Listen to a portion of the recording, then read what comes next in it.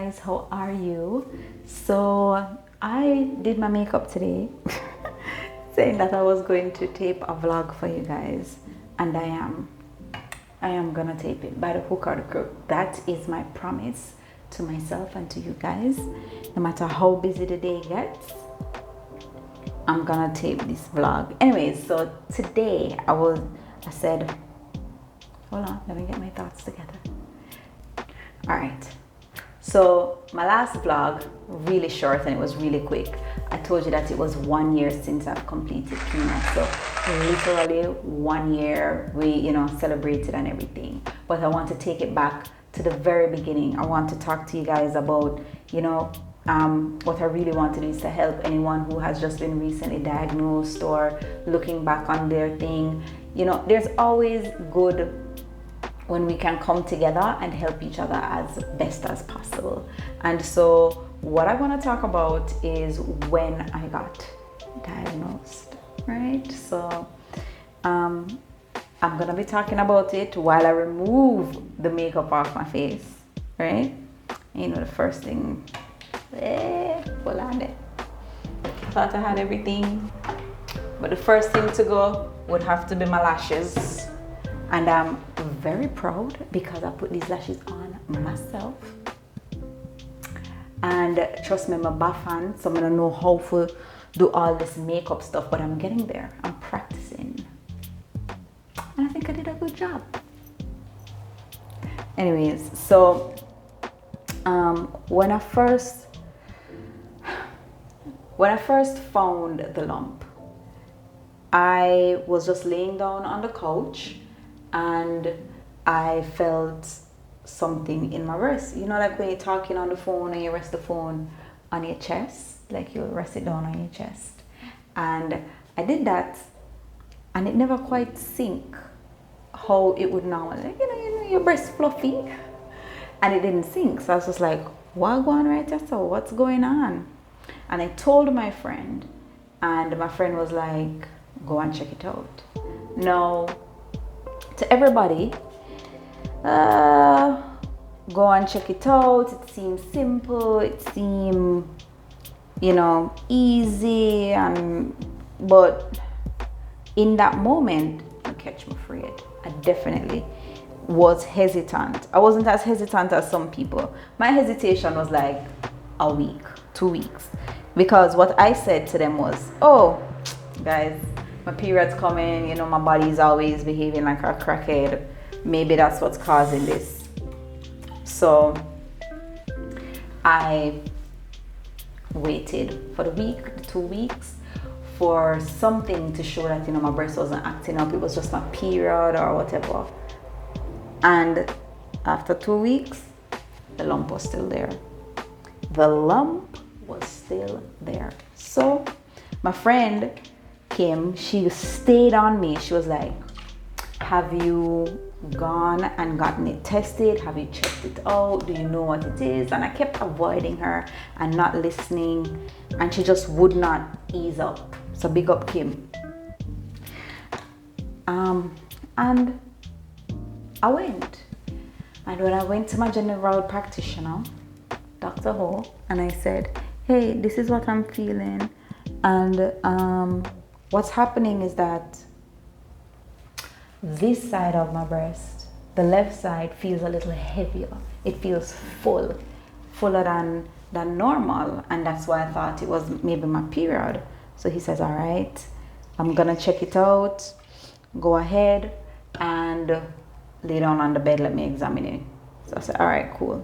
So he examines me and he says, I feel what you're talking about. I get what you're saying, but fibrocystic disease is probably just fibrocystic. So but what we're gonna do is that because of your history, we are going to go and send you to do a mammogram. Now I'm gonna insert a clip. You're gonna see my mom. My history is not a clip but a picture. My history is that my mother passed away at 34 from breast cancer. So I'm high risk because, you know, these things are hereditary. So I'm about to remove my complexion. Anyways, so because my mom passed away from it, I've just always been high risk. All right, then cool, no problem. Let's go and get this this mammogram done right away. I went and got the mammogram done right away, and when we were in there the day of the mammogram, they were like, we can't find anything, right? So they did the mammogram with a squish your breast in, and they're like, we can't find anything. And I was just like, all right, then cool. But I feel something. So they're like, all right, let's go into the next room and do a ultrasound. I said, all right, no problem. And this was X-ray and diagnostics on Ripon Road. And they said, let's go do an ultrasound. I said, no problem. So I'm laying down on the bed, ultrasound gel, and they're like, okay, we're not seeing anything in the ultrasound either. So I said, all right, doctor, here's what. I understand that you're not seeing anything, but there's something there. Like if you touch my breast right here, so like you can feel it. There's something's there. And the doc said, he said, I'm gonna give you the wand, the ultrasound wand, and I want you to put it exactly where you feel the lump. Where you feel it, put it on there, and let's have a look. I said, no biggie, all right, no problem. And as I put it on there, he goes, ah. And then he started hitting click, click, click, click, click, click, click, start typing. He's like, I see it. Then he says to me,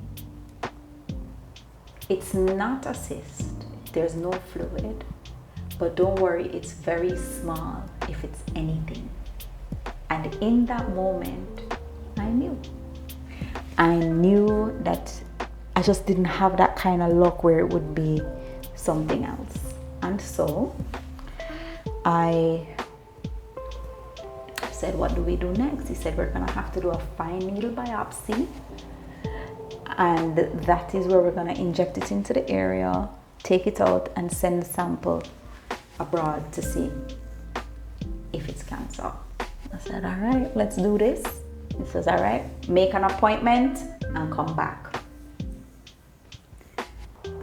At this point, I hold back tears because I know. And he kept saying it's very small. It's like 0.16 centimeters by 0. It was really tiny.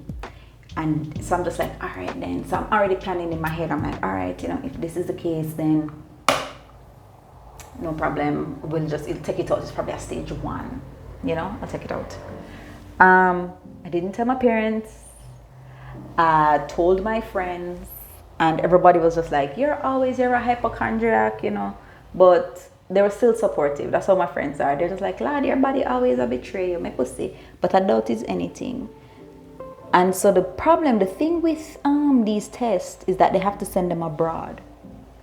And they sent it abroad, and so they sent it abroad on the 23rd of February. And you have to pay for it. I had my sister abroad pay for the test for me. And you have to pay for it, and it takes 3 to 4 weeks, a month. So on the 23rd of March, I literally called my doctor. I was like, yo, the test not come in yet. I can't wait no longer. And he was just like, oh, it just come. Calm down. Now, let me tell you something. This doctor, my general practitioner, is somebody I've been going to since I have been in prep school. You hear me? So if it was negative, I think he would have told me on the phone. The fact that he didn't tell me to calm down there, I knew. So anyways, I put on a piece of balling. Well, I never bawl, but like tears. So I cried. But tears are coming now when he told me, he's like, this is not the result we wanted, but it's small. So, you know, let's see. I'm going to give you some surgeons, and, you know, a surgeon, I'm going to write you a referral to him, and you can go to him, and then you guys can talk about how you're going to take it out. I said, no problem. And I left, and I went in the car, and I called my mom. And I couldn't get her because she don't answer phone, right? And I called my little sister, and I said, hey, cuz, is mommy around? And she said, what's wrong? And I said, I can't talk to you. I just need to talk to mommy. And mommy came on the phone and I said, mommy, the test came back because important point. When I said mommy, I mean my stepmom. But important point number 2 is that I was waiting until I got paid before I went and got the mammogram. And my stepmother said, I am uncomfortable with you waiting with something so important. Here is my debit card. Go and get the test, and if anything, you pay me back.